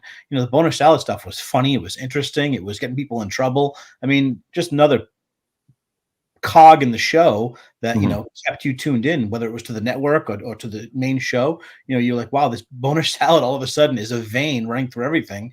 And, but I don't think it's going to go anywhere now. I think it's fizzling out. Fuss, any thoughts before I let Menners go off on him? Yeah, I mean his account's dead. I don't think we're ever going to really figure out who it was, but I think that sound today of Coleman's friend. I don't think it was Coleman's friend. No, it definitely wasn't. No. So Menners, go off on the boy. No, Bonus Salad's done. It's an old bit. He was just a time waster, and he was working with other people, so it was definitely Coleman and Cullinane and lots of people working with Bonus Salad. But he went too far because he was sending around personal information about me, and I don't know where he got it from, but it just took things from being, okay, this is a bit of fun, to, or maybe this guy's actually fucking dangerous. Well, he started fighting with Sneakers, and that was after Sneakers. I know. To my defense, and I appreciate it. Yeah. But Sneakers is tireless. You want to fight with Sneakers? I hope you have some time. You can never win that war. It's just it's an endless war. Right. Yeah, all out war. All right, Menners, we can also take calls at the end of this, but I wanted to kind of go around the room. Any last thoughts on whatever's going on in your mind, McFuss Daddy? What do you got? Yeah, be interested to see if it's Justin producing on Monday instead of Gus, because I mean that's what it seems like. It seems to me Gus is fired. I think that's a cliffhanger for the weekend. Yeah. Kev? Yeah, I mean, anybody in that B spot, whether it's Gus now, if it was Montante, if it was Mick, I don't want to see, I hate to see someone go down in flames. I'd like to see Gus do something. And if he doesn't, well, then we'll see what Kirk does. But just waiting for something to happen, waiting for something to evolve out of whether Gus does something or nothing, or if he does something and it's terrible, waiting for that to happen, has me waiting for the next show like I'm waiting for breath, Yeah, I could agree with you there. Like I'm looking forward to every show. Every show I'm looking forward to. Menners, what do you got? Great effort hosting, John. Really appreciate it. You've done fantastic. And I think I've said everything about the show, but I think the big thing is now just see how Coleman goes under the heat, because we saw little cracks appearing this week. When the blowtorch is on him, he doesn't cope so well. And he's had, Gussie blanket at the moment to protect him. Let's see what happens to Coleman when he starts to be in the spotlight. Yeah. Because in the end, he's the lead producer, and I blame him for not giving Gus enough direction. I think you're right in the fact that like the spotlight does turn on him now. I think he will rise. I think he's a whole different beast than Gus is. I think he is a guy who will rise to the occasion. But it's going to be tough. It is his first time kind of rising to the occasion, so you never know what could happen. So, I mean, it's fucking. What are your thoughts on everyone just like lowly accusing him of being a gay dude? Menners, you were early on this train. I think they're right. Yeah. I mean, he doesn't know it yet, but that's fine. Yeah. It's okay. Not there's anything wrong with that, but yeah. No, that's what I mean. I don't like when Yeah. people don't tell you. That's what I don't like. Yeah, I'll tell you that much. You know, That's why he doesn't want Montante staying too much, because he probably cruises a lot, bringing back, college guys from BC just to fucking railroad. Like, oh, you can make videos for KMS. Come to my studio. We'll talk about it. Yeah, I don't know. I mean, like, you could use that to your advantage. It's like, now we got, I don't know. That was just my last thing. Manners, do you want you look at someone, Coleman looks like I said, like a pilgrim, and he just seems, kind and kind of doughy and kind of like, and you could cast him as anything and it would fit. He's a moldable clay. He is moldable clay. Watching him turn into something, I think, is going to be part of the show that I'm going to enjoy. And he's in good hands too. He's a moldable clay in good hands. That's why I think he's the kind of person that will be. And I see the backing of him through Kirk. Like I have always said throughout this, like Kirk's kind of been letting Coleman slide easy on everything, and not saying it's because he's been doing things wrong. It's just, you could tell Kirk actually likes the kid and he wants to see him succeed, which is, I think, more than Steve or Dave had. Well, hold on. You said something that made me think of something. You said letting him slide easy. I've never seen a producer in the past be so scrutinized for every moment of their day, what they're doing, what they have, what they didn't do, what they did do. I've never seen this before with Steve or with Dave. So I feel like Kirk did say, I'm going to be fucking harder on these guys. Yeah, and I really think he is. He is. But I hear in the every like I kind of read it in how people act, right? So the unsaid things. So anytime someone calls in negative about Coleman, Kirk's the first. I mean, and this is an honorable fucking stat. It doesn't mean he's letting him off easy. What I mean is he's the first one there to defend him still, which is good. That's good. You want him to have that for his producer, but it's like, when does that leave? Because there was a time where Kirk wouldn't come to Steve's defense. Like when people would pile on Steve, Kirk's piling on Steve. And I don't think that they're at that point of their relationship yet. And that's going to change things too. It's like, I think that really does change things. So, Manners, do you think so? Yeah, and I do believe attitude's the most important. And I think Coleman is trying. I can tell you behind the scenes, it's very helpful if I ever need anything from the network. Like he's only young, and he's doing his best. And I think that's fine for Kirk at the moment. But as I said, once the gutsy blanket's not there, let's see, because maybe Coleman will do a ton of shit that annoys Kirk. Good. Do you want to take these calls, or what do you want to do? I think we should. It's your show, John, so you decide. Fine. We's gonna. I told Gigi to come on too, but I have to call into this, Manners, so take the reins here for a little bit. Yep. Okay. So, tell some jokes, Manners. Yeah, just vamp. I'm so good at that, as you saw on the reveal last week. I mean, I really wanted to fight Bosad, like, because he'd been sending that stuff around. So when it was Castellani, I was just like, what the fuck? And I don't know him that well. So I actually thought for a while, oh, he's a bit of a lunatic. Maybe he is bonus salad. And there was that video where he said, I mentioned on the show every day. Yeah. Anyway, I thought you should have booted him and went off on a rant. And I could tell you were not happy with the way it was turning out. Oh, I felt like shit that day as well. Like I was, and Bonus Salad was hounding Joe and BA to do a 1v1 with me. And I thought, okay, I'll call him out. And I said to Bone, let's do one in an hour. See you there. And I did not expect Chris Castellani to turn up. So yeah.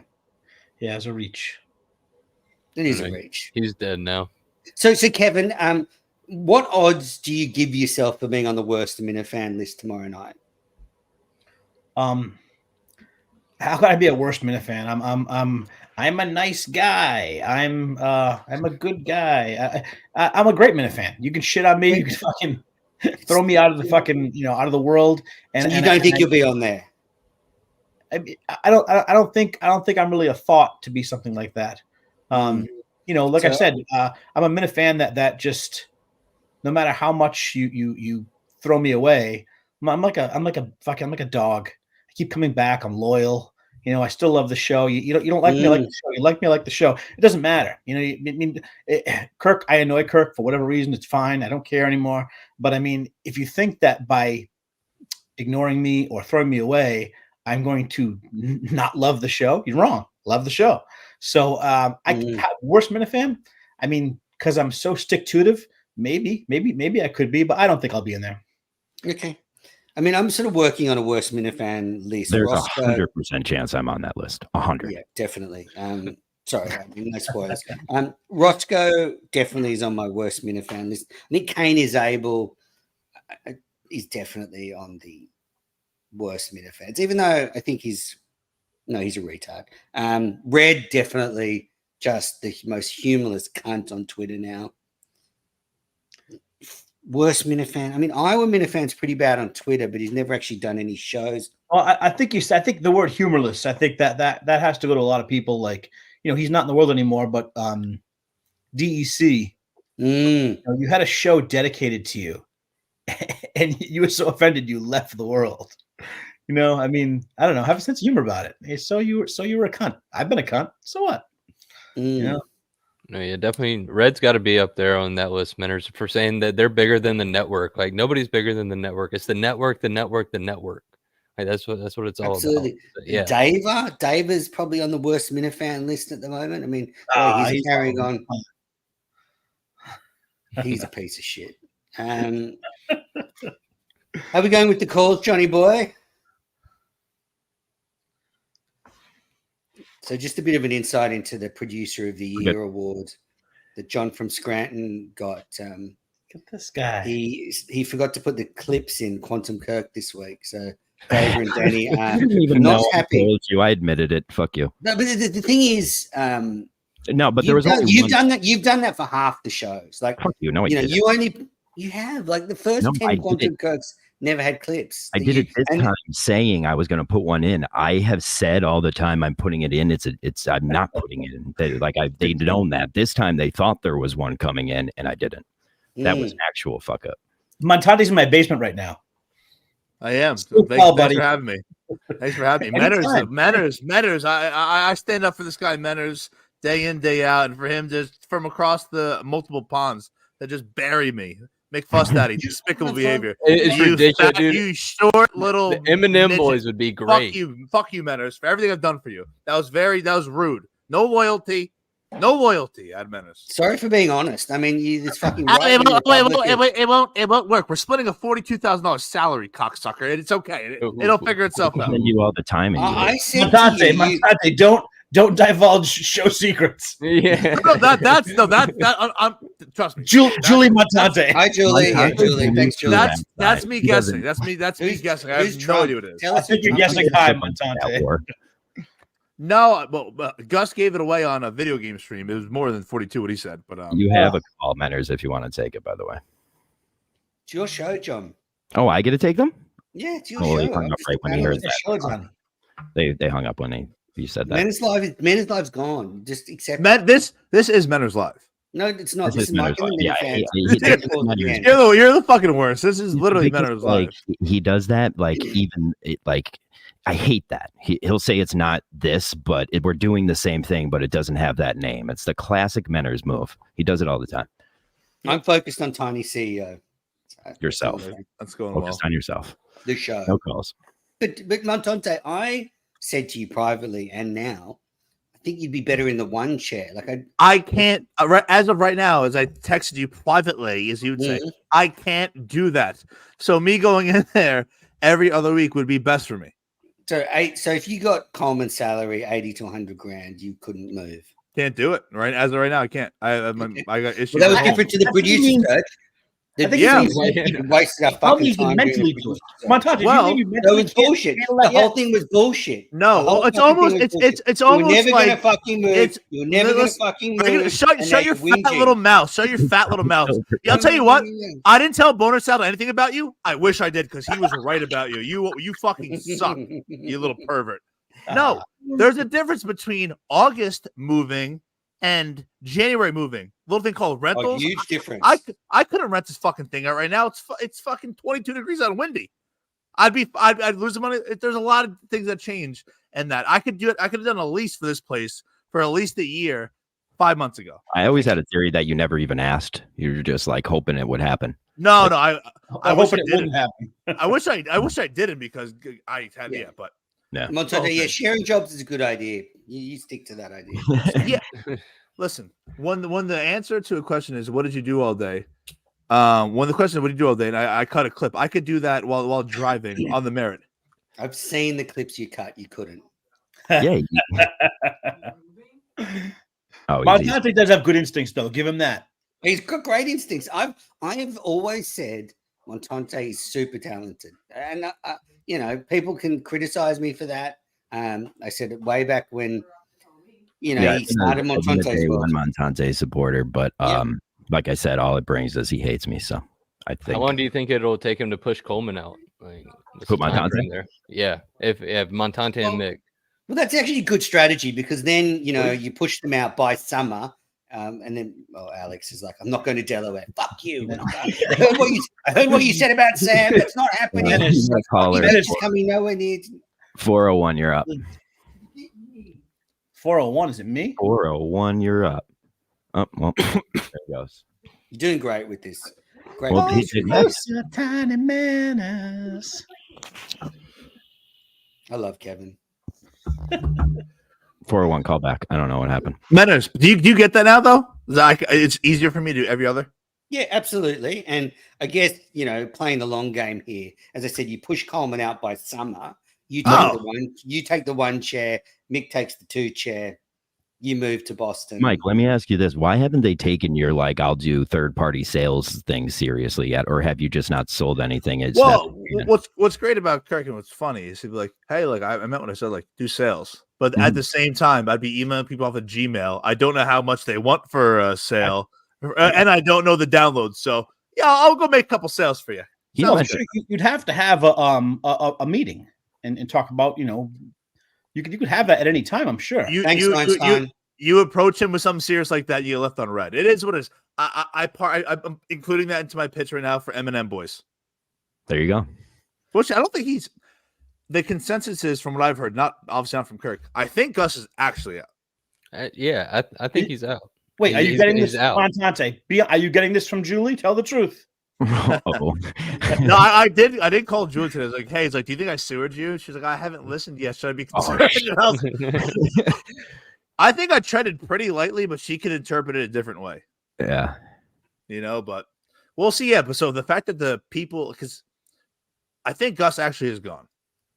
I know Meadows wants to talk about this even more, but it's the first time you're here. I think he and we got a caller 207. I think this is the first time he was serious about no, I mean you should probably just leave. 207 is just calling and hanging up right when I fucking answer. So. And you know what's ironic about that is what the fuck is BA texting me calls at the end of his grade? We haven't had one fucking call. We've had 2 and neither of them spoke. So yeah, great stuff, BA. What the fuck is he doing, that dumb Canadian? He tried doing something the other night. I guess it would be last night to show effort. If he doesn't, quote unquote, show effort last night, maybe he's still employed right now. Oh, God. That video, I think, was the final nail in the coffin. It was horrific, but it's a crazy video. BA's giving me notes, John, about your performance. Oh, good. Next time we've got to mix in some comments from the chat. He also said that when he started Mike and the Minifans, he started doing recap of each days, but he thinks it gets stale. So I think he thought your hosting was a bit stale. But then he says calls at the end are great. So I don't know. Yeah, calls have been good so far. The calls have been great. I don't think you were stale, John. You did great. 401, you're up. There's no 401. I thought BA would do a little bit more to sabotage this hosting. But he called me today at full support. He was like, maybe we get this as a co-pilot type thing. And I was like, I would love that, but there's no chance that people would want that. I can't believe he's in the Canadian National Guard and he does one weekend a year fighting in Canada with maple syrup. That's amazing. I think he's on suspension. Some kind of Michael Jordan something. We got a caller. 860. If this person hangs up, I'll snap. All right, we got him. Hey guys, how's it going? Good. Andy Mayo. No, God no. Thank you. Just a quick question. Kirk talked about it briefly on the show today, but is it entirely clear to you, because it's not to me, what the exact beef with Rico is? Just wondering. Yeah, it's not clear to me why there's tension between these two. He narrowed it down today. Yeah, he said it was mostly the what's it called thing? What's that guy's name? Montante, that he saw almost getting fired. He thought he was going to get fired. Titus. Mark Titus. Yeah, and then he said he doesn't feel like. I actually have this note down. Kirk at one point on the show today said he doesn't want to be one of those guys that's trying to get people fired anymore. And I was like, well, that's a weird thing for Kirk Minahan to say. Yeah, it seems like a real feud, but it just seems, I don't know, it seems kind of 2 steps removed from what would normally cause him to be so mad at someone. Yeah. Yeah, I thought it was more of him being in a room with Rico, like mid conversation, him bolting to go to somebody who he thought could advance him further. But it seems like that had nothing to do with it. It was really just that Titus thing, which I guess makes sense because that means that he relapsed into his old ways. Mm-hmm. So everything, all the progress he made was fugazi. You always had Portnoy and Kirk's ear saying, "Listen, you're going to see who this guy really is, and you're going to fucking hate him." Yeah, always said that. So I don't know if that's in the back of Kirk's head. He sees something about Rico he doesn't like, and he's trying to distance himself. I don't know. I feel like Minifans though are not really. I guess owed is a bad way to put it, but I feel like they don't say that. If you were told a year ago that these two would no longer be copacetic and friendly, you would expect a blow up, like on air, like something. So the fact that it happened off air, if at all, is kind of surprising. Like I thought this would be an all-time screaming back and forth thing, but it just kind of happened in the darkness of the night. Any other thoughts, caller? Well, I was just going to say, I mean, it's hard to see how there's going to be like a change in the relationship, and it's based on Rico's treatment of some third party. It's not even directly to Kirk. I don't see how there's a way for them to patch it up for their team. Oh, there's always a way. There's always a way with Kirk. I feel like winning cures all.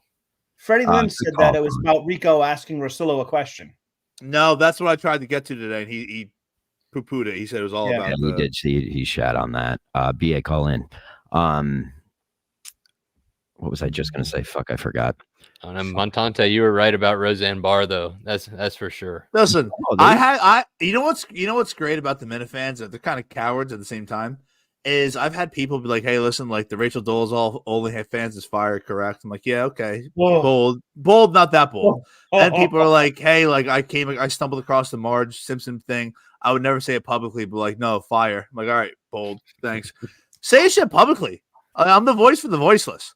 Come out and support. Don't be ashamed. I stuck up for you. I said I saw a cartoon that I did had the river flowing, the cream river flowing. There you go. I said it. You happy, everybody? I said fucking cream. Yeah, I acted like it was weird, and I do that regularly. Yeah, thank you.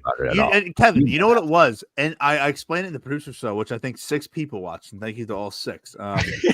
Is I said like it would be always in the middle of a Adderall fueled thing. So I'm looking for something specific. I'm horned up. Adderall used to make me horned up beyond belief. And I'd be just rifling through things. And I would come across something like the cartoon thing that I've never seen before. And I was like, this is it. Hold on. But I'm going to give you a gift. I never seeked it out. I never seeked it out. While you do that, 207, what do you got? Hey, this is Fran Dresser. Montante there. Yeah, Montante. If this is Squid, this is the lowest moment of your life, and I would not object to suicide, but keep going. Montante, can you please explain to me what type of date you take me on? Is this really Fran? Of course it is. Yeah, it's Fran. You silly little fuck. So I'd want to slow play it with a celebrity. So I'd probably ask what she wants to do first. Ooh, but I think the move would be to just take her to the local bar where people know your name and you act like you come off as like a celebrity, get her boozed up and take her home, take advantage. I think that's the move. So how is that different to any other chick you've ever tried to? Menace. Menace. It's not. It's not at all. Exactly. 520. What do you got? I want to get back to the Lois and Marge and him masturbating. Like, does he start out soft looking for good question naked pictures of cartoons and then get hard? And then does he fully ejaculate to it? I know it was all mentioned on the show today, but it was sort of glossed over and I was busy. This is a good point, Montante, because like to make it I'll get address it. there, I'll address it. No, I'll address it. I think the term is quote unquote edging. You're edging is the kids say in the industry. The mind changes at that point. Oh yeah, so I'm there. I'm right there for like 45 minutes. ADHD, it's flowing through. You're like, I'm looking for something. I don't know what it is. That pop-up hits, and then you're like, wait, this pop-up is not as bad as I thought it would be. I think this is what I'm looking for. Are you like semi-hard? Are we talking a chubby here, or where are we at? Oh, I'm 95% for an hour. I would say I'm 95% for at least 45 minutes, looking for the final nail in the coffin. Yeah. I'm with you. Any last thoughts? A long time. You want to talk about Every now and then. You want to talk about a post nut clarity though? Woo. I mean, come on, Kevin, be honest. Hold on. Shoot me straight here, pal. Don't lie to me. Come on. Kev. What? That's something. Yeah. Oh yeah, don't listen. Kev's going to jerk off to that later. I already said I saw a I'll Teen use Titans tonight. movie, some hack video someone made, and I was like, that is one of the hottest things I've ever seen in my life. I would normally never say that out loud, but I'm saying it now because I want to take a moment just to address that Gus apparently still owes $100 for his fantasy league, and the people are reaching out. 617, you're up. Thank you. Okay. Thank you. I have a question for my cousin. Is this Kirk? Is this Kevin? This is so sick that it may be. Guessing who the callers are. And I have a question for my cousin. My cousin, are you here? This might be Kirk. Kirk is a fucking sick. Go ahead. What's your question? What's the question from Montante?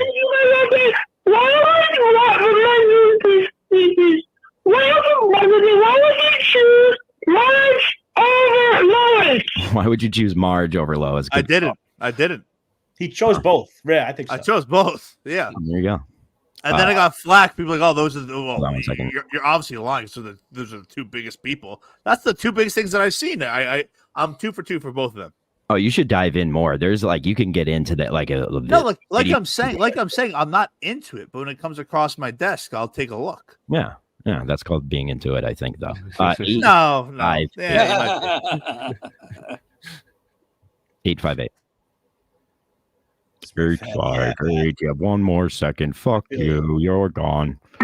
Anonymous. 858. Call back. Anonymous. Montante, what's the odds that you and Mick actually have the job at this point? 25%. 25. Call in anonymous. I'm not going to take your number down. Like who?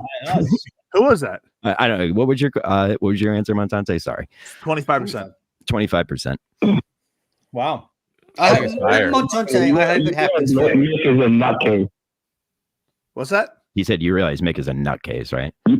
Yeah, I mean, and Gus didn't do a fucking single thing the last 3 months. And he stayed employed that long. So yeah, I will say this about Mick. When I produced with him the one day, he's a little hard worker, man. He's running. Yeah, he'll get shit done. Yeah, exactly. So is he good at that? And is he? I wouldn't say Gus did nothing. I mean, I'm not saying he succeeded, but he didn't do nothing. I mean, that's an exaggeration.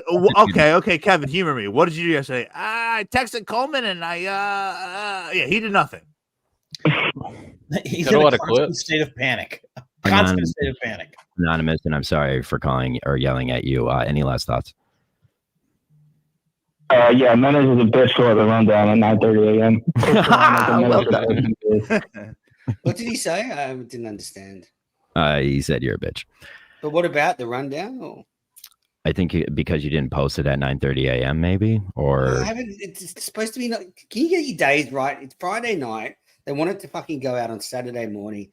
Joe and I have bent over backwards for those fucking losers. Joe is the nicest. One of those images is hotter than the other. I won't say who is which is whatever, which. You sick fuck. Joe, stay away from him at fucking Subway Delaware. Hey, Dante, let me know, baby. I'm in. we got a call from 774.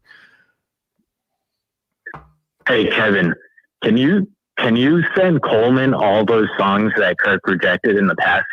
as if brand new and have them play it on the show again. I think they'd just be rejected again. But oh man, yeah, like the Jared Carabas Pink Floyd songs I did were fucking gold. We'll send see. them into the network. If they don't want them, send parody songs to the network. Listen, if you're going to do something great for the show, it usually doesn't take long. So if you're putting forth that effort for it's just like that's kind of stuff. If you're making content for the show and you put your whole heart into it and it doesn't turn out well, I think it leads to this Gus stuff. Like you just get so let down. And you mean my content? No. Well, I was using your content. I think with the songs. So the songs were fucking with Jay and Rhode Island producing, going in a sound booth. The songs were fucking gold. But that's like I said, I do think Gus is trying. He's just swinging and missing right now. Yeah. Will he ever hit? I don't know. I don't know if he knows how to play baseball. Mendez, what are your thoughts on what's his name? Carlos, the former network CEO's intern, just getting hung up on because it was a zoinker of a call. Horrible. I'm a Carlos guy, but he is. Yeah, he's a wild cat. Man. That might be the quickest. Joe Rogan's known for 3-hour shows. This one might be 26 minutes. Yeah, he's not going to be. Carlos. I mean, if you Google him, there's like Daily Mail articles written about him. He's a big deal. He's a huge. There's Fox News articles. He's been a Kirk guy for a while too. He was a Menzel Intel guy. Again, obviously, I had a big influence on him, and as I said, I love to see the people that I've mentored fly away and do great things. And so I'm a Carlos guy. 484, you're up. And you Americans, like no, finish your thought, Manners. No. Let's hear from the caller. All right, caller, go ahead. Sorry, I muted you there for a second. You're about to say something so fucking gay. I know it. You're about to. And when you guys with your politics, just take our guns and take our rights. We'll be happy. Just the way you Americans treat the Mexicans, it's terrible. You give them free cell phones and hotel rooms. Here's a debit card with $5K on it. You take them out in 10 minutes. What more do you want? 484. Go ahead. I wonder you don't have any callers. You don't let the callers talk. Yeah, I know, right? Okay, fuck off, funny guy. Go ahead, buddy. I called into the main show today, and I'm always more nervous calling you with Menners and Montante there. Oh, you don't have Montante, you have a great rapport with Kirk. I got to say, like, you two get along great. But I was the guy who called in, the first caller, who it was very confusing as to if Gus was fired or not. So I called in, and I was like, sounds like you fired Gus. Did you fire Gus, Kirk? And he said yes. Yes. So, great call, by the way, because I was in the air about it. When I spoke to people post episode as on my 6-hour drive home, people referenced your call as furthermore proof that he was canned. So that's why I'm operating on the assumption Gus is actually gone, and now people are thinking, is he going to show up Monday? Because he was said he was told he could potentially save his job. So I don't know. I think he actually is gone. So good call for that guy. Yes. Everything else before that kind of sounded similar to like Monday and Tuesday. So people are like, yo, how did you miss like the first firing? It's like, because dude, it sounded like everything I said on Monday and Tuesday. Yeah. 617, you're up. Oh, go ahead. I didn't answer. No, let's see. Go ahead. Enough about Don't Gus. fall into it, Montante. Don't start doing it. Don't start doing Enough about Gus. 617, go ahead. And then we'll get Menner's opinion. Hey, this is Katie Zabel. Hey, I have a question for Mick Plus Daddy. Yeah. Okay. He does What are you doing today? How do you do this, Mick Plus Daddy? This is not Kane is able. Why is someone faking a Kane is able? That's kind of a funny move. Yeah. Plus Eddie, why are you doing this? Well, no, I'm trying to grow a network. I'm Kane. Okay. All right. Fuss. What are you talking about? How do you do this? I don't understand the question. We got it. He doesn't understand the question, though. I want Mick Fuss Daddy to explain how he got his fame. How did you get your fame? I sat in the back of Justin's car for 12 hours. That's What are we about talking it. about fame? What are we talking Yeah. It was he tried. I'm not going to shit on the callers. Mike, Freddie Lynn, thank you. Let's just update. Gus has no idea. I'm screenshotting that screenshot. Oh my god! I'm making a shirt out of that. Oh god! That's my time. It's 1:38. I just no one cares. So he doesn't even know. Oh, really? Can I that was just 2 minutes ago. I mean, he'll definitely be there Monday. Well, can I just be honest in one? It's better not be about Gus. No, okay. It is about on a human level. It is a bit cruel torturing him like this. Like he's not a well person. Yeah, but we're not the human level. I said this. I think the humane thing would be to actually look him in the eyes, go up to him, shake his hand. You're fired. Exactly, like you do to a dog. You shoot him in the head. Or, a horse. Yes. A horse. You can say dog. You can say doggo. You can say doggo. Yeah, like, you put a dog down. Pull that I'm gonna stay and Gus has been limping in circles for 3 weeks now. Put a bullet in his head. It's the humane thing to do. Exactly. Poor guy. None of us are well people. I mean, it's like if you're going to cast aspersions because somebody is mentally unstable or mentally, a little slower than. But it's cruel. I don't care about his man. But he still goes in. I mean, he can quit anytime he wants. No, he knows this is the show. It's not his job to quit. But but this is the show. This has always been the show. He's never going to get another job again. He's never going to get another job again. Mick, fuss that. You know what it is? Have you ever seen? You'll know this more than Metters because I don't know how much it took off over there. Like during the N1 street days, like during like hoop basketball, they would check each other 1,000 times as like a intimidation tactic. This is that. They keep checking the ball to each other. Like no one actually wants to take a shot. They're just like shoving the ball in each other's chest. Someone has to shoot. Yeah, someone has to shoot. This has been the show forever. Kirk said he was going to beat him down and break him, and this is exactly what he's doing. And Gus is just like he doesn't break. He doesn't break, but that's the point. He'll break eventually. No, he won't. Everybody has unusual. Cullinane would break. He's not going to break. Cullinane was given an inch, and he was like, "I'll take the whole mile. I'll see you never again." Like, yeah. But manager said he'll never get a manager said he'll never get a job again. They just hired one of Gus's people in Parliament in like, I saw it in the UK. Yeah, hard to retard. Did they really? Wow. Oh, really? Oh. I didn't want to do this, Joe. Can you bring up the graphic that I sent you with the hair? Kirk's hair has been a big topic. I added my own picture. I disavow this. Yeah, I didn't want to bring this up, but hey, we have to talk. The fact he was wearing the green shirt does not help anything. Yeah, the green shirt was tough. And 908, I know you're on the line. We'll get you in a second. I think Don the Jeweler put that up. Yeah, I think that was Don the Jeweler. Yeah, so not a bad post. Not a bad post from Red. Down the Jeweler verse. What's his name? David of Maryland. Yeah, I'm a David of Maryland guy. Are you? I like them both. Down the Jeweler's Red. Down the Jeweler's Brady definitely and Manning. red. Yeah, 908. What do you got? 908. You're up. I'm a 908 guy too, by the way. Did you see what I did? I did the Kirk where he goes. I know you guys on the line. This is a Jersey guy. 908. Matters. Do you shoot dogs in the head? Do you shoot dogs in the head? No, that was I misspoke. Someone put that for me now, though. You shoot horses in the head when they break a leg, but you put it not 908. Where are we from? Where are we from? Oh, he hung up 520. Cocksucker. Jesus.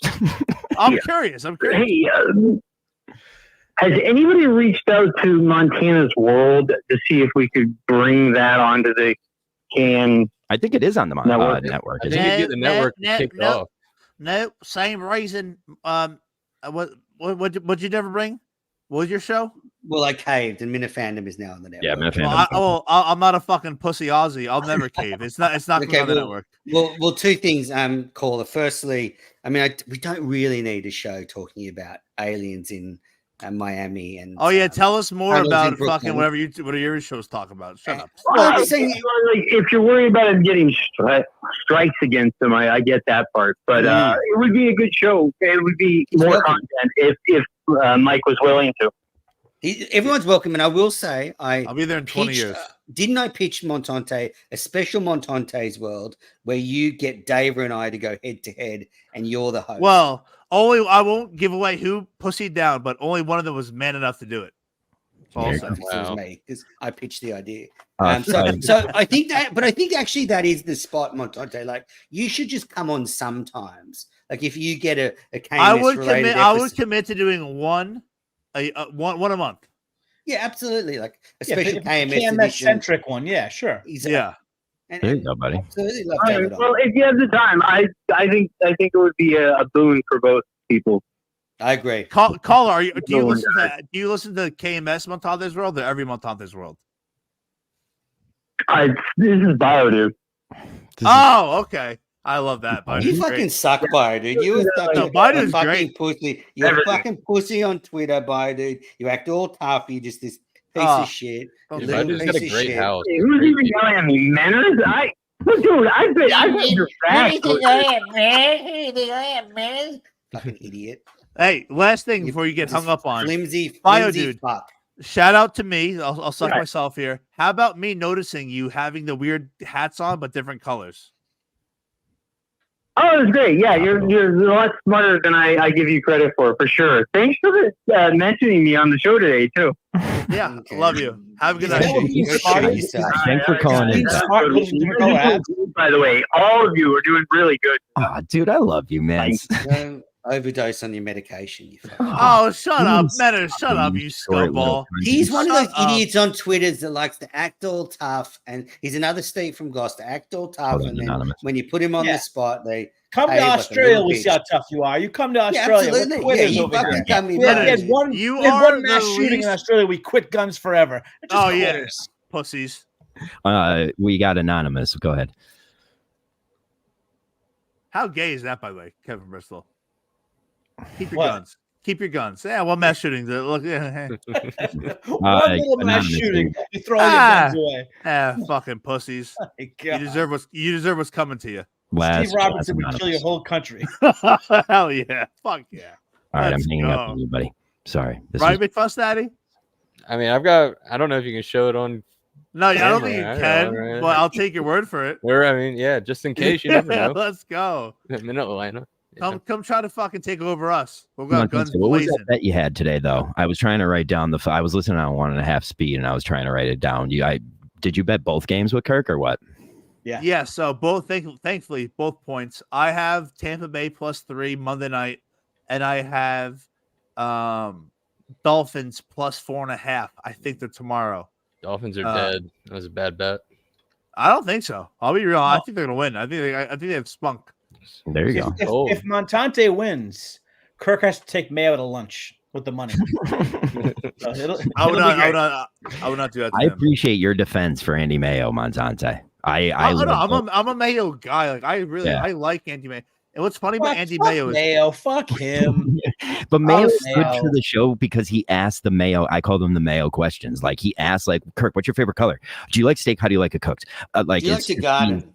these fucking prodding questions I love. And last time he was on Montante's World, or not Montante. Last time he was on this show last week, he was like, "Yeah, I'm like from like really like hillbilly piece of shit part of Connecticut," and I was at a rest stop yesterday. What were you doing there? Okay, I wasn't tapping my foot. I was there to get fucking gas and take a whiz. Oh, And checking. I looked around and I saw like white trash. And I was in the middle of nowhere, and I just Like texted Mayo. him the name Did Wallington. you feel at home? I texted him. Wallington, Connecticut, and he goes, "A couple towns over. Good call." I was like, I knew it. I knew it. I sensed him around me. I want to address that BA said I need to pull up more comments. Joe, can you pull up? Yeah, Gus still hasn't paid this entry fee. That's just a live update. So I just wanted to stay intertwined with the chat here. Joe, also, if you could pull up that one from Freddie Lynn then too.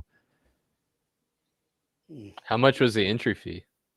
Leave Joe alone. Poor woman suffering. Hold on, I'm trying to. Thank you. Point for me. Thank you, Joe. No more callers right now. Nothing right now. No, but Andy Mayo, I just love in there because I love how much people hate Andy Mayo, and I love how nervous it gets Mayo. Like Mayo's thinks he's fantastic. going to be in a I hate men's to say suit. it. It would have been great if Mick came in the studio and just put a whole fucking clip into Mayo. That would have been great. Hey, if I didn't tell him to keep cool, he might have. Yeah, that's true. That's true. That's very true. I don't know. We could wrap it up here if you want to. Great callers tonight. Great show tonight. Great Yeah. show. Callers, thank you. Tawny CEO coming out Tuesday. Give it a listen. Red that cunt. Ziggy that pussy. Got my nipples on the highway. I love how I will BA not is say so- anything bad about Sheldon because Sheldon is a retard who's along for the ride. So, Sheldon, you are exempt from my criticism. He's just at 0, and it's just not even worth talking about him. I'm saying I'm parroting this for you. You're welcome. I'll end on this last. We'll go around the room. Menner's last thoughts and say goodbye to the folks. You won't see Thanks them. Thanks everybody for watching Mike and the Minifans. Next Friday night, BA will be back hosting. I'll be producing because Joe's on the road to Delaware. Check out Mount Kirkmore Saturday night, 7 p.m. It's going to be the highlight of the weekend. And thank you.